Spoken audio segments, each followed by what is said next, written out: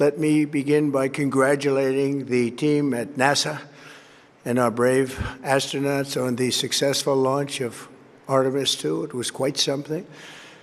It will be traveling further than any manned rocket has ever flown and will very substantially pass the moon, go around it, and come back home from a distance that has never been done before. It's amazing.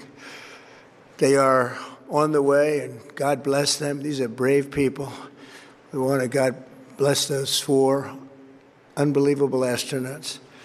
As we speak this evening, it's been just 1 month since the United States military began Operation Epic Fury, targeting the world's #1 state sponsor of terror, Iran. In these past 4 weeks, our armed forces have delivered swift, decisive, overwhelming victories on the battlefield, victories like few people have ever seen before. Tonight, Iran's Navy is gone. Their Air Force is in ruins. Their leaders, most of them terrorist regime they led, are now dead. Their command and control of the Islamic Revolutionary Guard Corps is being decimated as we speak. Their ability to launch missiles and drones is dramatically curtailed, and their weapons, factories, and rocket launchers are being blown to pieces. Very few of them left. Never in the history of warfare has an enemy suffered such clear and devastating large-scale losses in a matter of weeks. Our enemies are losing in America, as it has been for 5 years under my presidency, is winning, and now winning bigger than ever before. Before discussing this current situation, I also want to thank our troops for the masterful job they did in taking the country of Venezuela in a matter of minutes. That hit was quick, lethal, violent, and respected by everyone all over the world. After rebuilding our military during my first term, we have by far the strongest military anywhere in the world. And now we're working along with Venezuela and are, in a true sense, joint venture partners. We're getting along incredibly well in the production and sale of massive amounts of oil and gas, the second largest reserves on Earth after the United States of America. We're now totally independent of the Middle East, and yet we are there to help. We don't have to be there. We don't need their oil. We don't need anything they have, but we're there to help our allies. Tonight, I want to provide an update on the tremendous progress our warriors have made in Iran and discuss why Operation Epic Fury is necessary for the safety of America and the security of the free world. From the very first day I announced my campaign for president in 2015, I have vowed that I would never allow Iran to have a nuclear weapon. This fanatical regime has been chanting death to America, death to Israel for 47 years. Their proxies were behind the murder of 241 Americans in the Marine barracks bombing in Beirut, the slaughter of hundreds of our service members with roadside bombs. They were involved in the attack on the USS Cole, and they carried out the countless other heinous acts, including the just horrible, bloody atrocities of October 7th in Israel, something that most people have never seen anything like it. This murderous regime also recently killed 45,000 of their own people who were protesting in Iran. 45,000 dead. For these terrorists to have nuclear weapons would be an intolerable threat.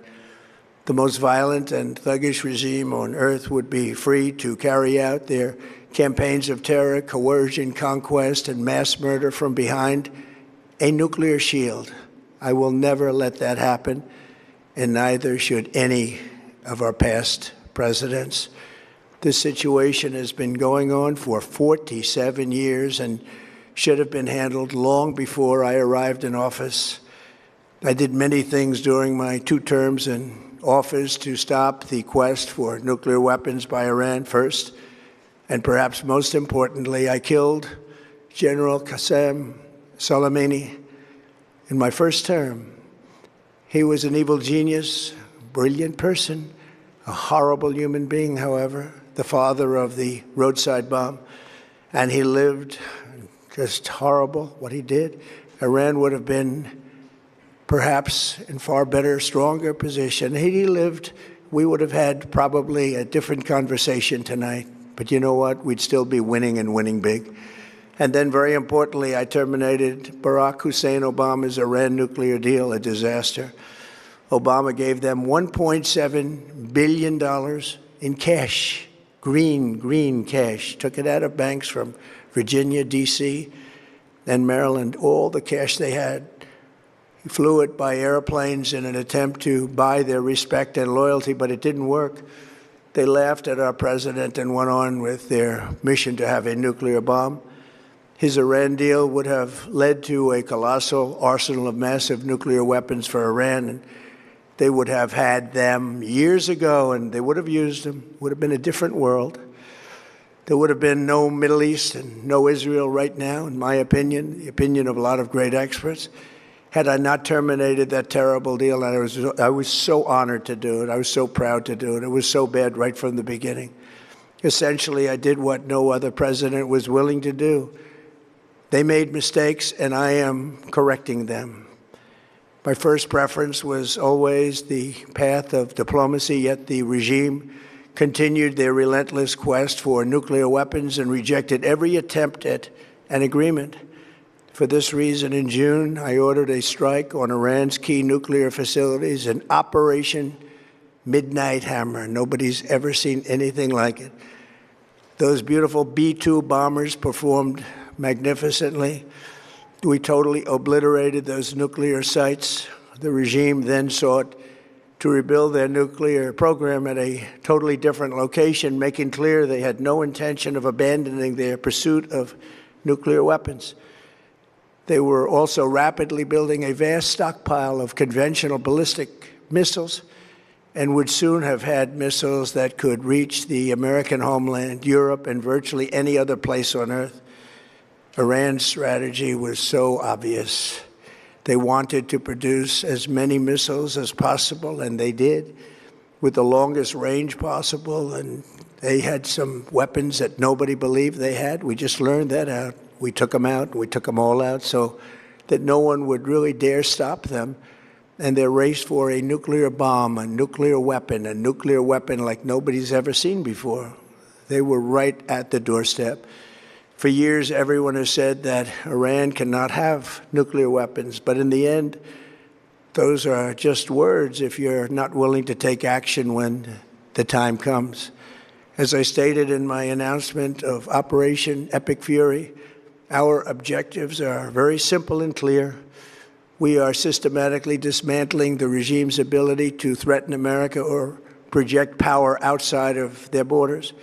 That means eliminating Iran's Navy, which is now absolutely destroyed, hurting their Air Force and their missile program at levels never seen before, and annihilating their defense industrial base. We've done all of it. Their Navy is gone. Their Air Force is gone. Their missiles are just about used up or beaten. Taken together, these actions will cripple Iran military, crush their ability to support terrorist proxies, and deny them the ability to build a nuclear bomb. Our armed forces have been extraordinary. There's never been anything like it militarily. Everyone is talking about it, and tonight I'm pleased to say that these core strategic objectives are nearing completion. As we celebrate this progress, we think especially of the 13 American warriors who have laid down their lives in this fight to prevent our children from ever having to face a nuclear Iran. Twice this past month, I have traveled to Dover Air Force Base, and it's been something. I wanted to be with those heroes as they return to American soil, and I was with them and their families, their parents, their wives, their husbands. We salute them, and now we must honor them by completing the mission for which they gave their lives. And every single one of the people, their loved ones said, "Please, sir, please finish the job." Every one of them. And we are going to finish the job, and we're going to finish it very fast. We're getting very close. I want to thank our allies in the Middle East, Israel, Saudi Arabia, Qatar, the UAE, Kuwait, and Bahrain. They've been great, and we will not let them get hurt or fail in any way, shape, or form. Many Americans have been concerned to see the recent rise in gasoline prices here at home. This short-term increase has been entirely the result of the Iranian regime launching deranged terror attacks against commercial oil tankers in neighboring countries that have nothing to do with the conflict. This is yet more proof that Iran can never be trusted with nuclear weapons. They will use them, and they will use them quickly. It would lead to decades of extortion, economic pain, and instability worse than we can ever imagine. The United States has never been better prepared economically to confront this threat. You all know that. We built the strongest economy in history. We're going through it right now, the strongest in history. In 1 year, we've taken a dead and crippled country. I hate to say that, but we were a dead and crippled country after the last administration and made it the hottest country anywhere in the world by far, with no inflation, record-setting investments coming into the United States, over $18 trillion, and the highest stock market ever, with 53 all-time record highs in just 1 year. It all positioned us to get rid of a cancer that has long simmered. It's known as the nuclear Iran, and they didn't know what was coming. They've never imagined it. Remember, because of our Drill Baby Drill program, America has plenty of gas. We have so much gas. Under my leadership, we are #1 producer of oil and gas on the planet, without even discussing the millions of barrels that we're getting from Venezuela.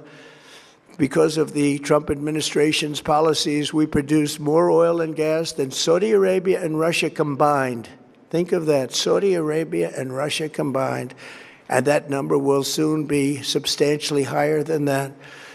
There's no country like us anywhere in the world, and we're in great shape for the future. The United States imports almost no oil through the Hormuz Strait and won't be taking any in the future. We don't need it. We haven't needed it, and we don't need it. We've beaten and completely decimated Iran. They are decimated, both militarily and economically and in every other way. And the countries of the world that do receive oil through the Hormuz Strait must take care of that passage. They must cherish it. They must grab it and cherish it. They can do it easily. We will be helpful, but they should take the lead in protecting the oil that they so desperately depend on. So to those countries that can't get fuel, many of which refuse to get involved in the decapitation of Iran, we had to do it ourselves. I have a suggestion. #1, buy oil from the United States of America. We have plenty. We have so much. And #2, build up some delayed courage. Should have done it before. Should have done it with us, as we asked. Go to the Strait and just take it, protect it, use it for yourselves. Iran has been essentially decimated. The hard part is done, so it should be easy. And in any event, when this conflict is over, the Strait will open up naturally. It'll just open up naturally. They're going to want to be able to sell oil because that's all they have to try and rebuild. It will resume the flowing, and the gas prices will rapidly come back down. Stock prices will rapidly go back up. They haven't come down very much, frankly. They came down a little bit, but they've had some very good days over the last couple of days. We've done actually much better than I thought, but we had to take that little journey to Iran to get rid of this horrible threat. With our historic tax cuts, where people are just now talking about receiving larger refunds than they ever thought possible, they are getting so much more money than they thought. That's from the great big beautiful bill. Our economy is strong and improving by the day, and it will soon be roaring back like never before. It will top the levels that it was a month ago. I've made clear from the beginning of Operation Epic Fury that we will continue until our objectives are fully achieved. Thanks to the progress we've made, I can say tonight that we are on track to complete all of America's military objectives shortly, very shortly. We're going to hit them extremely hard over the next 2 to 3 weeks. We're going to bring them back to the Stone Ages where they belong. In the meantime, discussions are ongoing. Regime change was not our goal. We never said regime change, but regime change has occurred because of all of their original leaders' death. They're all dead. The new group is less radical and much more reasonable. Yet if during this period of time no deal is made, we have our eyes on key targets. If there is no deal, we are going to hit each and every one of their electric generating plants very hard and probably simultaneously. We have not hit their oil, even though that's the easiest target of all, because it would not give them even a small chance of survival or rebuilding.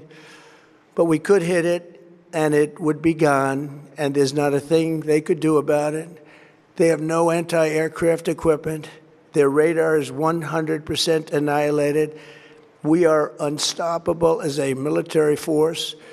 The nuclear sites that we obliterated with the B-2 bombers have been hit so hard that it would take months to get near the nuclear dust, and we have it under intense satellite surveillance and control. If we see them make a move, even a move for it, we'll hit them with missiles very hard again.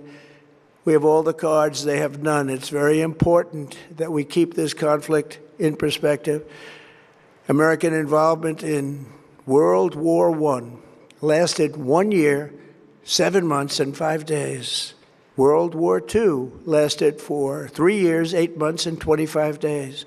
The Korean War lasted for 3 years, 1 month, and 2 days. The Vietnam War lasted for 19 years, 5 months, and 29 days. Iraq went on for 8 years, 8 months, and 28 days. We are in this military operation, so powerful, so brilliant, against one of the most powerful countries for 32 days. And the country has been eviscerated and essentially is really no longer a threat. They were the bully of the Middle East, but they're the bully no longer. This is a true investment in your children and your grandchildren's future. The whole world is watching, and they can't leave the power, strength, and brilliance. They just can't believe what they're seeing. They leave it to your imagination, but they can't believe what they're seeing, the brilliance of the United States military. Tonight, every American can look forward to a day when we are finally free from the wickedness of Iranian aggression and the specter of nuclear blackmail. Because of the actions we have taken, we are on the cusp of ending Iran's sinister threat to America and the world. And I'll tell you, the world is watching. And when we do, when it's all over, the United States will be safer, stronger, more prosperous, and greater than it has ever been before. May God bless the men and women of the United States Armed Forces, and may God bless the United States of America. Thank you very much, and good night.